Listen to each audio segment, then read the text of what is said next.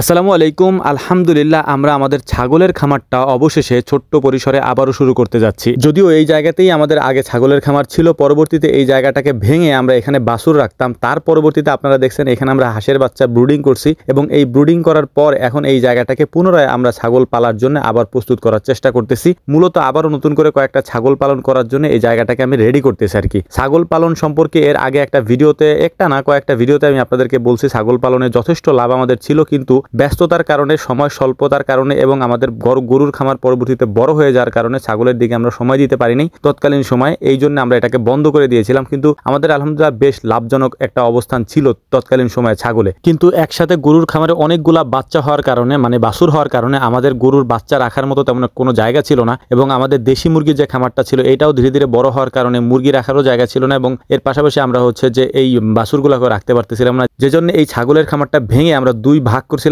এক ভাগে আমরা দেশি মুরগি রাখতাম, আরেক ভাগে আমরা বাছুর রাখতাম। পরবর্তীতে কোরবানির পরে যখন আমাদের গরু কমে গেল তখন আমাদের এই জায়গাটা প্রতি অবস্থায় পড়েছিল এবং পরবর্তীতে আমরা চিন্তা করলাম যে এই জায়গাতে আবার ছাগল পালন শুরু করা যায় কিনা। তো জায়গাটা পরিষ্কার করতেছিলাম এবং এত পরিমাণে গন্ধ ছিল এখানে, এটা আসলে বলার মতো না। তারপরে অনেক কষ্ট, এটা কেউ ধরবে না আমি জানি, এই জন্য আমার নিজেরই পরিষ্কার করতে হয়েছে। নিজে পরিষ্কার করে ধুয়ে মুছে পরিষ্কার করে একেবারে ক্লিন করে তারপরে মিস্ত্রিরা এখানে আসছে, ওনারাও আসবে না, এত গন্ধ ছিল। তো যাই হোক, সম্পূর্ণ পরিষ্কার করার পরে আমি মিস্ত্রিদের সাথে এখানে একটা মাচা তৈরি করবো আগে ছাগলকে রাখার জন্য। ছাগল একটু আরামপ্রিয় প্রাণী, ওরা একটু উঁচু জায়গায় থাকতে পছন্দ করে, যে জন্য ওদেরকে আমরা মাচা তৈরি করে দিচ্ছিলাম। এবং এই মাচাটা তৈরি করার উদ্দেশ্য ছাগলকে আমরা নিচে খাবার দিব এবং উপরে ছাগলকে আমরা ছেড়ে দিব এবং এখানেও যায় ওরা যাতে উঠে বসতে পারে, দাঁড়াইতে পারে, দৌড়াইতে পারে, যেহেতু ছাড়াই থাকবে ভিতরে। তো এই জন্য এরকম একটা মাচা আমরা তৈরি করে দিচ্ছিলাম কাঠের, যেটার উপরে শুকনা থাকবে, ওরা যাতে এটার উপরে বসতে পারে। তো প্রথমে আমরা এই মাচাটা তৈরি করার জন্য দুই ভাগ করে নিছি, মানে এই জায়গাটাকে এক ভাগের মধ্যে আমরা কাঠের তক্তা দিয়ে এই জায়গাটাকে আমরা একটা মাচা তৈরি করব এবং আরেক ভাগ আমরা এখানে ফাঁকা রাখবো, যেখানে আমরা খাবার দিব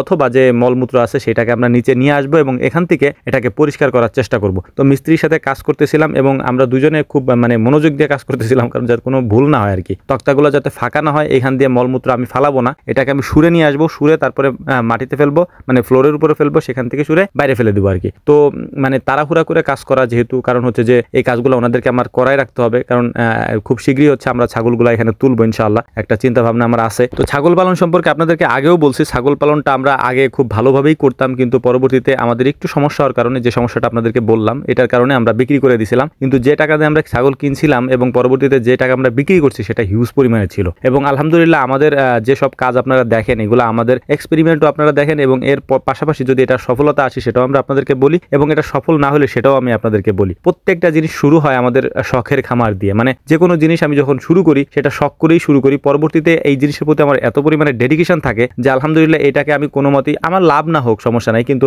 যে আমি ওই জিনিসটাকে নষ্ট হইতে দিব না। তারপর যে আমি যে কোনো একটা ক্ষতির থেকে বাঁচানোর চেষ্টা করবো ইনশাআল্লাহ, যাতে করে এই জিনিসগুলো আমি বুঝতে পারি যে এটাতে লাভ আছে কি নাই। যেহেতু গবাদি পশু, এতে লাভ থাকাটাই স্বাভাবিক। আর যেহেতু আমাদের একটা প্লাস পয়েন্ট আছে, আমাদের যেহেতু পর্যাপ্ত পরিমাণে গরুর জন্য দানাদার খাবার কিনতে হয় বা আনতে হয়, ওইটার পাশাপাশি আমাদের পর্যাপ্ত পরিমাণে কাঁচা ঘাসও আছে এবং ওরা কি ধরনের খাবার খায় সেটাও আমরা জানি। এই কারণ আমরা একটা পজিটিভ দিক আছে যে খাবারে কোনো সমস্যা হবে না। কিছু খাবার যেগুলো আমরা গরুকে খাওয়াই আর কি, দানাদার খাবার, সেখান থেকে হালকা কিছু খাবার যদি ওদেরকে দেই তাহলে ওদের গ্রোথটাও আমরা বেশ ভালোই পাবো ইনশাআল্লাহ। তো পুরোটা কমপ্লিট হওয়ার পর এই জায়গাটাকে আমি ভালো মতো ঝেড়ে ঝুড়ে পরিষ্কার করে নিচ্ছিলাম, কারণ অনেক দিনের ময়লা এবং এখানে যেহেতু হাঁসের বাচ্চা ছিল এবং জায়গাটা একটু স্যাঁতস্যাঁতে হয়ে গেছিল। তো জায়গাটাকে ক্লিন করার জন্য সর্বপ্রথম সব থেকে বেশি যে ফ্লোর যেটা ছিল, ইট দেওয়া ছিল, ইটের ফাঁকে ফাঁকে একেবারে পোকা পড়ে গেছিল একবারে, কি বলবো, এই জায়গায় ঢোকা তো দূরের কথা, যেহেতু হাঁসের বাচ্চার মলমূত্র এখানে ছিল এবং হাঁসের বাচ্চাগুলো অনেক বড় হয়ে গেছিল। আপনারা দেখছেন যে বেইজিং হাঁসের বাচ্চাগুলো এখানে ছিল। পরবর্তীতে ওই বাচ্চাগুলো বড় হওয়ার পরে আমরা আমাদের অন্য যে খামার আছে, হাঁসের খামার এবং কোয়েলের খামার, ওই হাঁসের খামারে ওদেরকে আমরা শিফট করে দিচ্ছি এবং এখানে মূলত আমরা ছাগলের জন্য রেডি করতেছি এবং এর পাশে ফাউমি মুরগির জন্য আমাদের ওই ঘরটাও রেডি, পাশের যে জায়গাটা দেখতে পাচ্ছেন ওই জায়গাটার জন্য আমরা ফাউমি মুরগির ওই জায়গাটাকে আমরা ফাউমি মুরগির জন্য বরাদ্দ রাখছি এবং ওখানে আমরা ফাউমি মুরগি তুলবো ইনশাআল্লাহ। এবং পাশে আরও একটা খামার আছে যেটার মধ্যে আমরা দেশি মুরগি তুলছি, সেটাও আপনাদেরকে আমি দেখাইছি।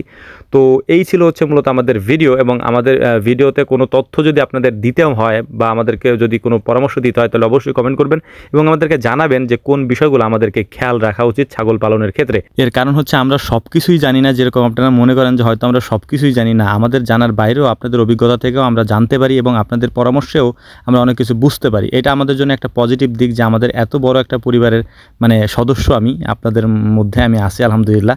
তো সবাই পরামর্শ দিলে আমার জন্য বিষয়টা একটু সুবিধা হয় আর কি। আমি দেখছি অনেক কিছু আপনাদের থেকেও আমি শিখছি। তো শুকরিয়া আপনাদেরকে, আল্লাহ তাআলা আপনাদেরকে ভালো রাখুন, আমাদের জন্য দোয়া করবেন। আসসালামু আলাইকুম রাহমাতুল্লাহ।